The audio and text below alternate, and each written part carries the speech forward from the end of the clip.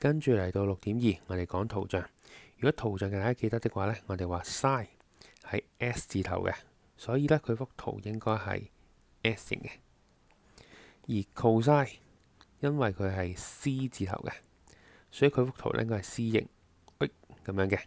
呢度係360度一個循環，咁所以呢，你可以斬開佢成4份，咁每份90度啦。而另外一樣嘢要記得嘅呢，就係呢，佢最高、最高、最低點呢應該係1同負1嚟嘅。好，呢啲呢係通常會 MC 會考嘅。咁但係長題目會考咩呢？就係考下你點樣用代數嘅方法去計數啦。好，一樣，今次我哋揾極大值、極小值，咁大家今次俾條式你去揾。我哋喺呢個時候呢，要學多一樣嘢嘅。先講先，如果 sin 同埋 cos 呢，我哋話佢喺1同埋負1中間嘅。但係如果佢哋二次咗的話呢，我哋知道逢親二次嘅嘢都出唔到負數嘅，最細只係0嘅啫。咁我哋話1嘅二次都係1啦，所以佢最大依然 keep 住1嘅。我哋呢之前學咗用不等式嘅方法咧去計呢啲數，咁佢係一個正宗方法嚟嘅。咁但係呢，其實有另外一種諗法。咁其實呢個諗法就係逢親呢嚿嘢出到最大最細值嘅時候，必定係 cos 或者 sin 呢個 function 出到最大最細值嘅時候。咁所以呢，好簡單，例如我哋啦知道啦呢嚿咁嘅嘢，呢個 cos 二次嗰個最大最細值唔係0就係1噶啦，所以我哋分別代落去先。6加2 ，OK， 代1先啦，就等於8。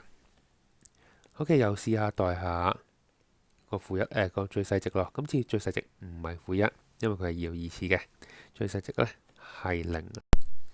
咁所以呢，今次等於6。好，呢兩個數字呢就會係呢嚿嘢，即係嗰個 y 嘅最大最細值啦。咁但係呢，有時呢最大最細會相反嘅，咁所以請你計完咗之後，再諗下而家邊一個係最大，邊一個係最細。咁好明顯啦，呢個一定最大，呢個一定最細啦。咁所以呢，我哋就再喺前面補翻寫極大就用極小值啦。咁點解咁白痴呢？其實就係因為呢，有時我哋上下即係嗰個大細會調翻轉嘅，即係我一代越大入去嘅時候呢，竟然出個細啲嘅數字嘅。好啦，例如呢，我哋試下計下呢個頭先28題嚟㗎，計嚟32題俾你睇啦。32題呢，我哋就啱啱調翻轉啦。好，咁咧先睇翻佢個三角比先，今次係 sin x 嚟嘅，咁所以呢，最大最細值應該1同負1。咁喺代嘅時候呢，其實代一翻1同埋負1啦，寫定先。好，我哋呢先代咗1先，呢嚿嘢請用計數機幫我篤咗佢，同埋1嚟嘅。如果係代負1入去的話呢，我哋就出到25。今次我哋話最大最小值一個係1，一個係25。咁所以呢，你又發現咗最極大極小值呢，就啱啱好上下調轉咗啦。咁然之後呢，補翻寫翻啲字上去，字體比較潦草啊。